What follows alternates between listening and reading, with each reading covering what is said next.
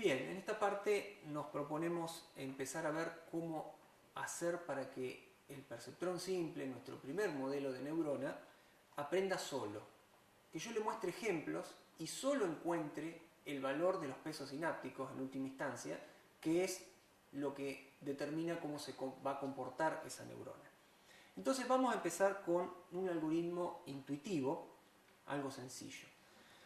Lo primero que se hace en el entrenamiento de todas las redes neuronales prácticamente es inicializar con algún valor al azar pequeño los valores de los pesos sinápticos.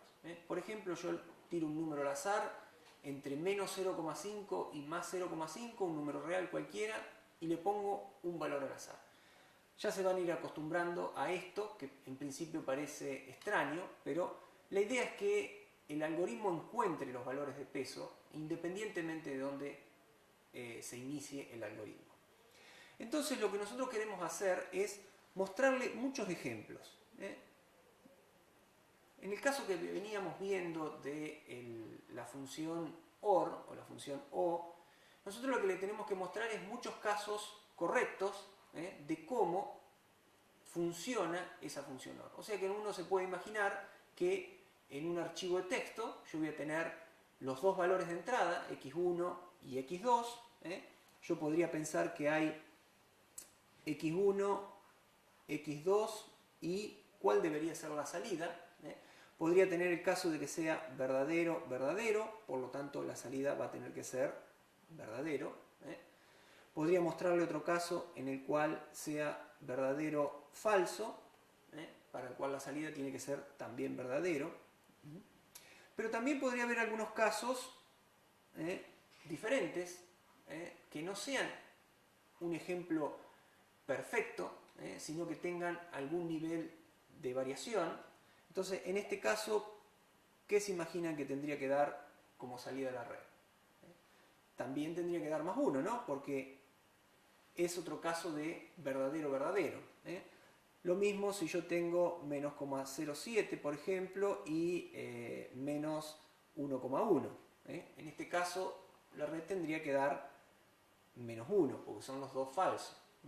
Yo imagínense que puedo tener un archivo de texto con muchos ejemplos, y yo quiero que los pesos sinápticos se determinen automáticamente a partir de esos ejemplos, de manera que, por supuesto, la red se comporte bien, o en este caso no es una red, sino una simple neurona, se comporte bien para todos los casos que yo les estoy dando. Entonces, vamos a ver cómo podemos hacer este cálculo de los pesos sinápticos. En principio, podríamos calcular para un ejemplo dado cuánto da la salida, y en caso de que la salida sea correcta, supongamos que entra más 0,9 y más 1,1 y los pesos esos sinápticos al azar que pusimos hacen que la salida sea más 1, entonces la idea es no tocar nada. Es decir, esto se conoce como principio de mínima perturbación. Si la cosa está bien, no cambio nada, lo dejo como está, no modifico nada. Ahora bien, supongamos que la salida es incorrecta, que yo le di más 1 y me dio menos 1, porque esos pesos que pusimos al principio, como son cualquier cosa, dan mal. Entonces ahí sí nosotros lo que tenemos que hacer es modificarlo de alguna manera. Y en este paso nosotros lo que vamos a hacer es una penalización. O sea, vamos a tratar de modificar los pesos sinápticos en el sentido opuesto al que contribuyeron para que la red se equivoque, o para que la neurona se equivoque. Si contribuyeron de manera positiva y tenía que dar un resultado negativo, entonces tenemos que hacer los pesos más negativos. Si contribuyeron de manera negativa, eran pesos negativos, pero la red tenía que haber dado un resultado positivo, tenemos que tratar de que esa suma ponderada ahora sea más cercana a algo positivo. Para eso podemos poner un poquito más de formalidad. Fíjense que acá simplemente lo que cambié fue cómo obtenemos la salida de la red. ¿Se acuerdan que era un producto interno? Acá lo que incorporamos fue esta n, que es la iteración en el proceso de aprendizaje.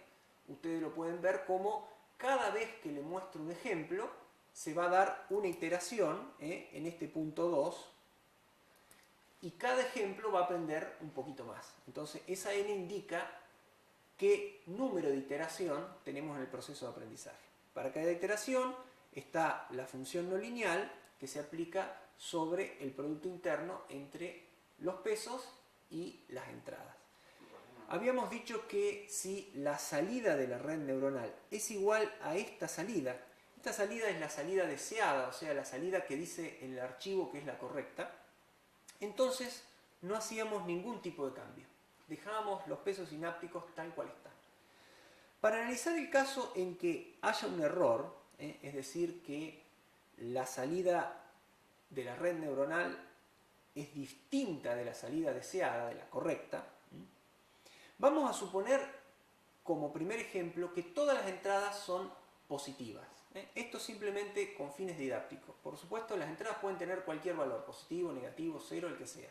Pero vamos a suponer por un instante, vamos a imaginarnos que las entradas son positivas. Por ejemplo, más 0,8 y más 0,9. Este es el vectorcito X de entrada. Supongamos que ahora la salida de la red fue más 1.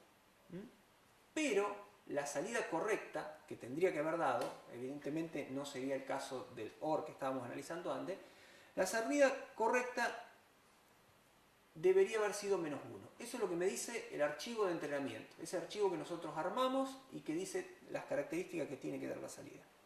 En ese caso, nosotros tenemos que pensar de que si la salida fue más 1 y la salida correcta era menos 1, la suma ponderada de los pesos por las entradas tiene que hacerse más negativa para que no pase el umbral de 0 y de esa manera la salida se haga negativa, que es lo correcto, lo que tendría que hacer.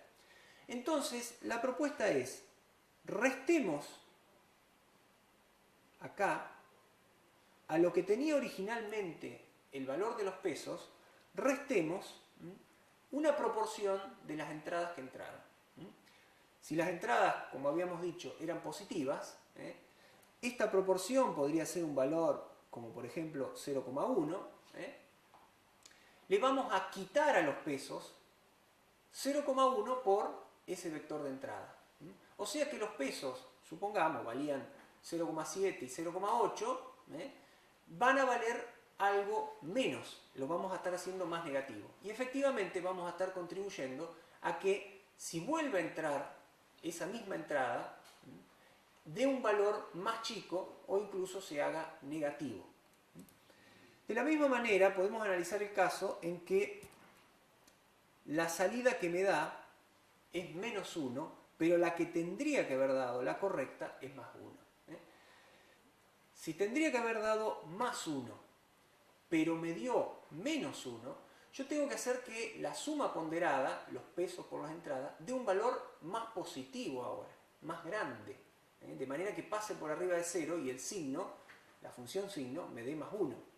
Entonces yo, al valor que tenían antes los pesos, lo que voy a hacer es sumarle una proporción, una cantidad proporcional a lo que son las entradas. Fíjense que si pensamos que las entradas son positivas, efectivamente vamos a hacer que los pesos en la próxima iteración se hagan más positivos y muy probablemente ahora en lugar de dar menos 1, que era lo equivocado, me va a dar más 1. De esta manera encontramos una forma de actualizar los pesos sinápticos de manera que la neurona, la próxima vez que yo le muestre los mismos ejemplos, funcione correctamente. Vamos a reemplazar esta ecuación por una ecuación simplificada y vamos a agregar, como yo les había anticipado, este paso 3 que me dice que tengo que volver a mostrar otro ejemplo y otro ejemplo y otro ejemplo de una entrada con su salida deseada. Para simplificar esta función de adaptación de pesos, lo que vamos a hacer va a ser unir las dos que teníamos antes en una. Fíjense en esta propuesta. Yo voy a poner al peso actual le voy a agregar una proporción, un valor proporcional. Este es el valor que decíamos que podía valer 0,2, 0,1, por la diferencia entre la salida deseada y la salida que me está dando la neurona.